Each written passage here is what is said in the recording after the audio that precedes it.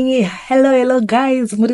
I say muri Zimbabwe. I hope you are having a wonderful weekend. Muzora nasi tine nyadza tinadzo asadzina kunyewanda. Asi kutanga ndatumirwa namukoma vangu vanogara ku Rustenburg. Ita basa rakanaka fani kana muri ku South Africa muchida kugadzirwa masofa, vanogadzira masofa akanaka fani.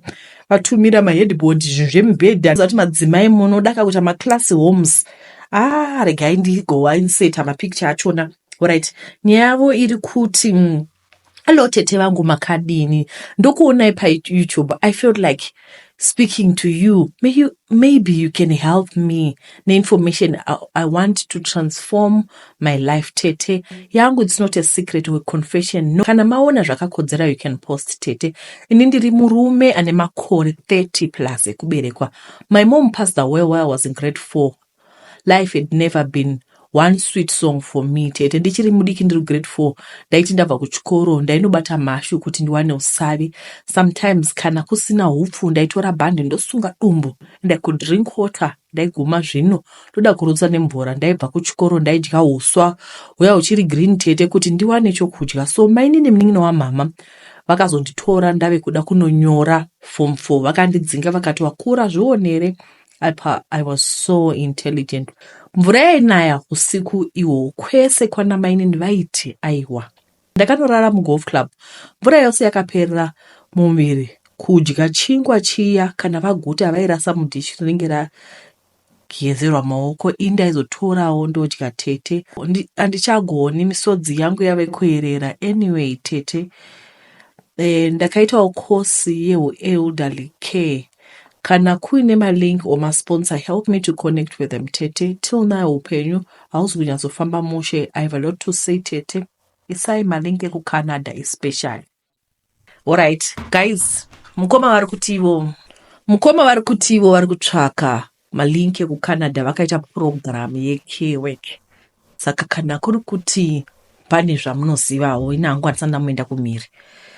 Ndizvo zviripo. Right, regai tipinde ndokumbira kuti mungosiyawo link muvabatsire. Kuona munhurume kuti handichagoni misodzi yakuerera zvakaoma. Kupfigwa namai chinhu chakaoma. Alright, regai tipinde mweya inoti ndiri single mother ndakarambana nemurume mulockdown. Asi taive nechechi yataienda ini ndainge ndiri kuushering murume ari kusecurity. Takanetsana mushure mekunge murume aona a romantic message from papa vainge vambondinyenga before asi ndakazoramba hangu. After some time ndakazobvuma ndichida mari yekuti ndibhadhare marent mulockdown imomo. Ndakaenda kuoffice ndikanorara navo murumu munoitirwa ma1-on-1 ndikapiwa $500. Asi ndapedza kurara navo ndakavati hatichadanana because zvamaida ndakupai father. Hapana pandichaudza vanhu kuti ndo zvamandiita. Ivo vakati vaitoregreta zvainge zvaitika vashandiswa naSatani. Takagara gore rekutanga mulockdown imomo. Ndakatokangama kuti ndakarara naProfeti. Vakabva vaisa mameseji ndina Habi vachiti ndikafunga dhadhira ndakarara newe zviri kundikanganisa pfungwa. Ndokunetsana kwandakaita naHabi kusvika pakurambana vatete. Murume haana kuda kubvunza papa kana kuudza vanhu vepachechi. Ini akangonditi ndozvawafunga hapana pauchazorega kunorara napapa since vaine mari. Ndakuenda usanditsvaga. Murume wangu ndaimuda tete zvekurevesa. Papa vanzwa kuti ndarambwa vakati ndinoda kukupa mari asi ndisina kurara newe. But that time vaive nemusikana wekupraise aiva single mother aiva changuya wavaipisa rudo naye. Vakati ndinoda kuti ndikunamatire Sunday unouya nefake medical report kubva kuna doctor wandichabhadhara. Unenge uchinzi waita cervical cancer. Ndinoda ugerwe pfudzi suda. Wotaura kuti pfudzi iri rakaita kubva rega. Ndichakunamatira wozodzoka zvekare nefake medical report yekuti wapora. Ndakanzi ndisauya kuchechi kwemwedzi ndozouya paprayer line. Then papa vopopota pavanondiona ndiri bedridden paprayer line. Woti why sauya iwe uri close kwandiri zvekuti unosvika pakudambuka pfudzi so vozondinamatira ndobva ndatosumuka panhovo ndofamba. Vaizondiudza kuti dzokera kwadokta uye neresult asi wadopora. Takati taronga game redu tete ndipo pandakagara kumba ndikanyepera vanhu kuchechi kuti ndiri kumusha ende ndokwa ndaive ndiri asi ndainyepa kuti ndiri kurwara. After mwedzi I went back kuHarare ready kuenda kuprayer line tete. Papa vakauya vakaita drama ravo iroro rekuti ndipore. Ndakanamatirwa ndokusumuka kuti ndifambe tete. Ndikadzokera kuchurch next Sunday ndikanopa testimony ndichiti ndapora nedoctor's report. And doctor uyu anotobhadhara. Ndakati after that ndakanopiwa mari kuoffice, asi ndakazoti papa mari shoma koza ndina murume ndimi makandirambisa. Ini semunhu aiyamborarwa naye ndichiri kuvadawo tete nekupiwawo mari navo.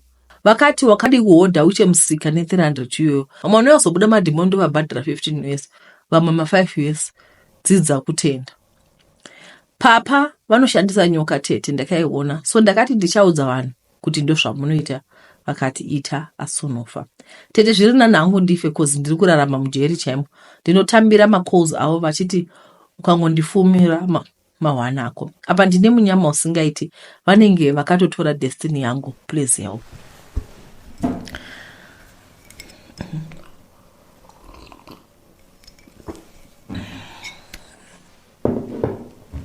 Handi masviwa kuti kwai kumachechi vanhu vanodobhadha kwa mari kuti vanobhadha $5 kuti vabude madhimoni.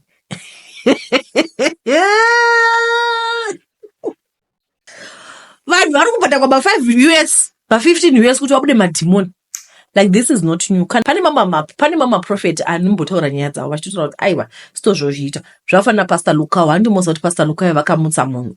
Kwakaendwa ino ichipa like South Africa Kings and Queens ikadoisa munhu mucoffin. Asi uyu murume anga aripo iye anofamba nezvitunha vachiona anga ari mukati akanzwisa nyaya yovhara coffin usavhara because mukomana waye vamo mukati akamuka kudai akadya raisi akati achidya raisi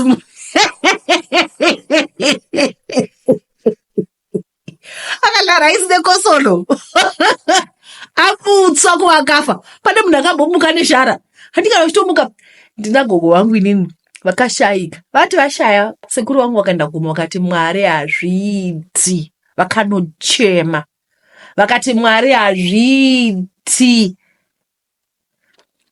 Gogo wangu vakazoshayika kechi2 pavakamuka vane speech yavo yanga yakakanganisika. She could not talk properly because mumusoro mune muchinzi manga musina oxygen.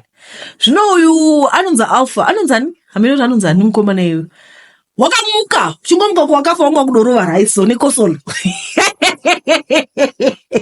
Guys machechika zvakaoma. Regai tiende munyaya ndotevera nhasi ndaseka naika nhasi ndaseka. Zvakatangira paugroup admin makasimbere tete ndiri group admin pane rimwe group yevanhu vari kutsvaka information yekuenda kuma cruise ship.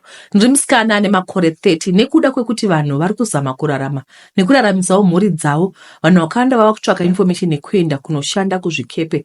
Saka semunhu akati ngwarai tete ndakatanga kugather information yandaiwana pamawebsite ndichiposta mumagroups. Pekutanga zvairwadza tete pakuti ndaitsvaka information yedata rangu zvisingandibhadhare, asi magroups angu tete akatanga kuwanda. Ndakapedzera ndava ne10 magroups andaiva admin tete, each group rine over vanhu 1000 tete. Ndakatanga kuadvertisa kuti ndokwanisa kugadzira maCV anoita kuti munhu awane basa kuma cruise ship. Paweek ndikaadvertisa basa rangu pagroup rekugadzira maCV ndaigona kuwana minimum of 200 vanhu paweek ndichichaja $10 paCV. Zvichira kuti on a good week ndaiwana roughly $200. Ndizvo on a 10 times 200. Zvichira kuti on a good week tete ndaiwana roughly about $2,000. Ndizvo. Vamwewo ndivo vakaita rombo rakanaka vakawana mabasa vakatoenda vakanoshanda kumaship.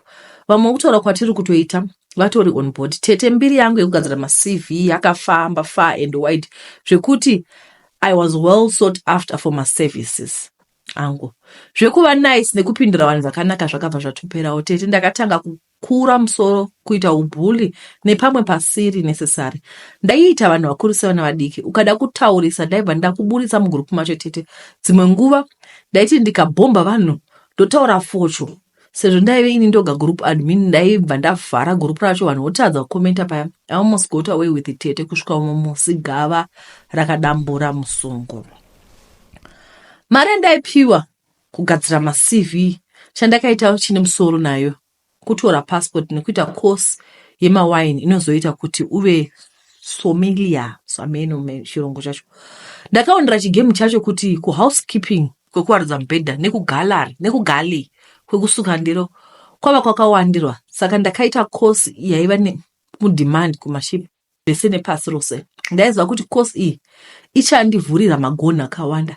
Ndakashingira ndikaita course ndikapasa. Ndakatanga kutsvaka basa ndikawana basa kune imwe cruise liner. Tete ipapo ndainge ndisachabatiki. Kuzoti pandakawana visa rekuAmerica tete, ndakabva ndatanga kufamba ndakavhura minhenga kuti vanhu vose vandione kunge pikoko. Aida kungokura musoro ndaibva ndangomuratidza kuti I've made it. Ndotoburisa visa rangu tete kunyararidza macritics. Rimwe zuva tete pagroup pakauya umwe mudzimai achicomplaina kuti maCV andaigadzira aisawanisa basa chero kumakula chaiko. That I was making up my testimony and andaisa mugroup. Kuti nemhaka yei matestimony andaisa mugroup aiuya via me. Munhu awana basa aidi kungoisa testimony yake kugroup direct. Zvinhu zvacho zvaive nechikiribiti mukati. I came at here with guns blazing. Kuisa pajekerere kwaiva kuda kundishaisa makastoma kauko. Ndakamuudza utofu hwese huri musoro wakazara mvura uye kuti ainge asingabudirire aizofa nerombe. Mabridesmaids ake aimukuzirira. Ndakakanda panze pegroup zvakare ndichibva ndavhara group. Mukadzi andainge ndaburisa mugroup tete akauya kuinbox akanditi pamusoro pezvandainge ndamuitira aida kuzviona kana ndikabudira kuenda kunoshanda kuzvikepe.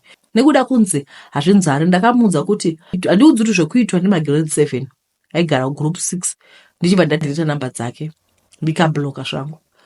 Kuda zvake kutondityisa ini ndabata visa airwara naye. Chichanditadza kuenda indatobata visa. So ndakatoendawo kugroup ndikatotaura nyobvo kuti vanhu vasada kuuya kuzondibhula kuinbox kwangu ndaizovabhula back. Ndasara nevhiki rokuti ndiende, my assignment was cancelled tete. Ndakambozama kusenda ma-emails ndichida kunzwa kuti yaiva nyaya yei. Vakangonditi there has been operational changes. They'll get back to me kana pane chachinja. It's been 6 months tete, now hapana chavambotaura company in. Tete ndiko kurumwa nechekuchera kwacho uko. Ko time yangu yandakainvesta ndichiita ma-application koma medicals koiro visa kunotora kuembassy nekudzoka kwandaigara ndingoshandisa mari. Ndakambozama kutsvaka munhu wekuti ndimukumbire regero tete nekutaurisa kwandakaita waiva uwanana. Ndadzidza chidzidzo changu nawo. Ndiri kutsvaka mukadzi aive served as my Wesley ndiri kumushaya tete. Saka ndauyawo pano nenyaya yangu. Ndichiziva kuti inoita reach out to your world populace. Zvimwe kuda shoko ringasvika kwari. Ndakadzidza zvidzidzo zvokuti kuti tete number 1 hakuna munhu asina basa, number 2 dzimwe nzendo taurai madzoka, number 3 muromo kawizwe zipo, number 4 safukura hapwa, number 5 kuva hambu kunokusvitsa kure tete. Izvezvi nditori nestress. Mumagroup macho handisiri active. Zvakanyanya someone took over passport ingoripo pasi pemattress gathering dust. Vandakawana navo basa vakutodzoka next month vacation ndiri kungotendera panzvimbo imwe chete. Yangu assignment yoga ndiyo yakangota cancelled. Vedwe patiri kutandira nevamwe pamasocial sites ngatitandire zvakanaka. Musangoita pamuromo pasiri necessary. Hatizivi kuti vanhu vakapakatei. Nditori example yekuti munhu anosungwa upenyu for life. Vadzidza zvidzidzo zvavo 5 vakazvinyora kuti number 1, number 2, number 3, number 4, number 5. Vane zvidzidzo zvavo zvavadzidza kuti hakuna munhu asina basa. Zvomene hakuna munhu asina basa. Hakuna chero munhu unotarisira pasi sei. Rekuti if you're an African, you respect people. Unorespekta vanhu because umuntu ngumuntu ngabantu. You are because of the people who are next door, because of the next person. Anditi, we need each other. Whether munhu anoita basa rakanaka ndichiremba kana kuti anoita basa repazasi zasi ramungafungidzira sei, hapana munhu asina basa. Munhu wese ane basa. Ndakakudza kuti munhu iye akafigwa naMwari naJesu pamuchinjiko. Vedo ndinokutendai nekuda kwamaita vhidhiyo tasagwa ne 6 seconds. Musare muve nezuva rakanaka. Ndatenda.